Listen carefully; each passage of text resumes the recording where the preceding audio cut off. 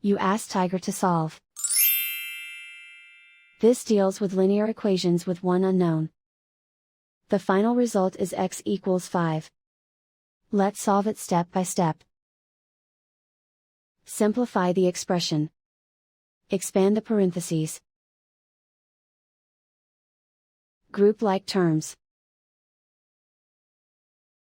Multiply the coefficients. Simplify the arithmetic. Group like terms. Combine like terms.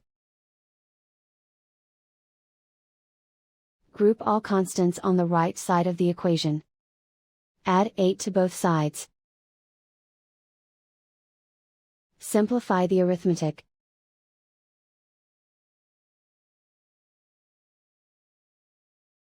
Isolate the x. Divide both sides by 7. Simplify the fraction. Find the greatest common factor of the numerator and denominator. Factor out and cancel the greatest common factor. And so the final result is x equals 5.